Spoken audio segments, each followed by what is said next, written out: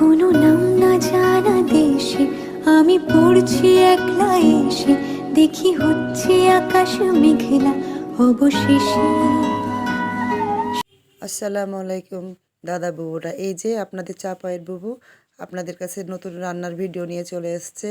আজকে আমি রান্না করব শীতের শুরুতে বুটের শাক, কলাইয়ের ডাল দিয়ে বুটের শাক রান্না করব। এই যে আমি শাকটা ভালো করে কেটে নিচ্ছি। আর আরেকটা রান্না থাকবে আমার, সেটা হলো সবার প্রিয় রুই মাছ দিয়ে ফুলকপি, আমাদের বাসার সবার প্রিয় খাবার।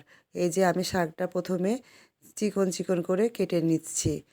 শাক কাটা হয়ে গেলে তারপর আমি মাছটা কাটবো। এই যে মাছটা প্রথমে আমি পাখনাগুলো ভালোভাবে ফেলে নিচ্ছি। এইভাবে পাখনাগুলো আগে আমি ফেলে নিব, তারপর মাছের আঁশগুলো আমি ছাড়িয়ে নিব। এই তো দেখছেন কি সুন্দর করে আমি আঁশগুলো ছাড়াচ্ছি। পাখনাগুলো আমার কাটা হয়ে গেলে আমি এবার আঁশের দিকে গেলাম। এই যে আমার আঁশগুলো এইভাবে আমি দুই পিঠ, এ পিঠ ওই পিঠ দুই পিঠ আঁশ আমি ছাড়িয়ে নিব। আঁশ ছাড়া হয়ে গেলে তারপর আমি টুকরো টুকরো করতে যাব। মাছের টুকরোগুলো আমি লম্বা লম্বা করে কেটে নিলাম। লম্বা লম্বা মাছের টুকরা আমার দেখতে খুব ভালো লাগে।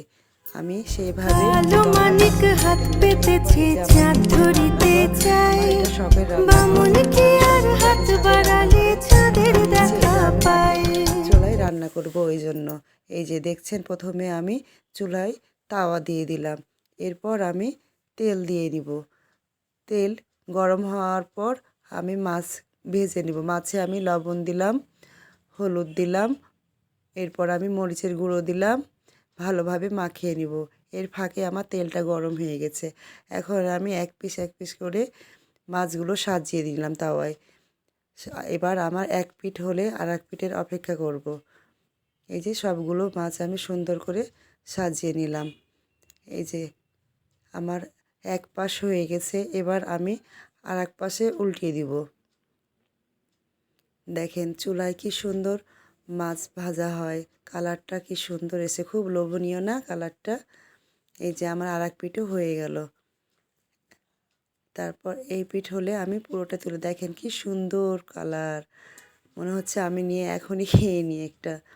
এই যে আমি সব মাছগুলো উঠিয়ে নিলাম। এরপর আমি মাটির হাঁড়িতে তেলগুলো মাছ ভাজার তেলগুলো দিয়ে দিব।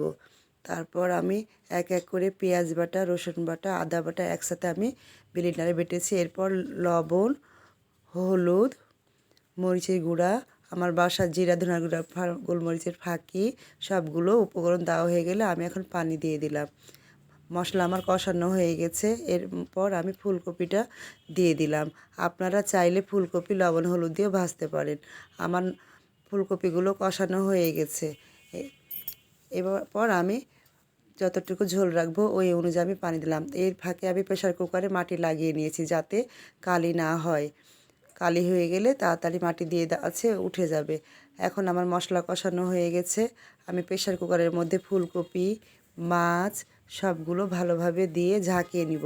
এরপর ধনেপাতা, কাঁচামরিচ সব উপকরণ আমার দেওয়া হয়ে গেছে। এই যে দেখছেন আমার আমি একটা সিটি দিলাম। এই যে আমার একটা সিটি হয়ে গেছে, এবার আমি নামিয়ে নিব। এই যে দেখেন আমার রান্নাটা কি সুন্দর হয়ে গেছে, মাছ ফুলকপি সবগুলোই গোটাছে। এবার আমি ঢেলে নিলাম। দেখেন আমি পরিমাণ মতো পানি দিচ্ছি, যে অনুযায়ী আমি ঝোল রাখবো।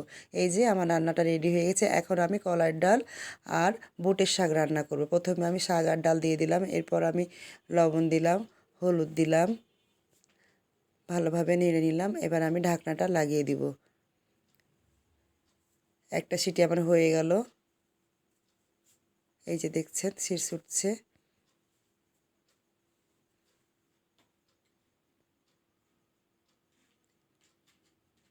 দুইটা হয়ে গেল, তিনটা হয়ে গেল। এই এক এক আমি এই জায়গায় চারটা সিটি দিব। এই যে আমার চারটা সিটি হয়ে গেছে। এবার আমি নামিয়ে নিলাম। আমি এবার আদা বাটা, রসুন বাটা টাটকা বেটে দিয়ে দিলাম। এর মধ্যে আমি চালের গুঁড়িও দিয়ে দিব যাতে ডালটা গাঢ় হয়। এই যে আমি সুন্দর করে দিয়ে ঘুটে নিলাম। আমি ডালটা গোটা গোটা রাখবো। এরপর আমি ডালটাতে ফোড়ন দিব। এই জন্য তেল দিলাম, রসুন কুচি, পেঁয়াজ কুচি, কাঁচামরিচ কুচি ভালোভাবে লাল করে নিলাম। এবার আমি ডালটা দিয়ে দিলাম। এই যে আমার দুইটা রান্না কমপ্লিট হয়ে গেল। তো আপনাদের কেমন লাগলো বন্ধুরা? ভালো লাগলে অবশ্যই আমাকে লাইক কমেন্ট শেয়ার বা সাবস্ক্রাইব করে দিবেন। আল্লাহ হাফেজ।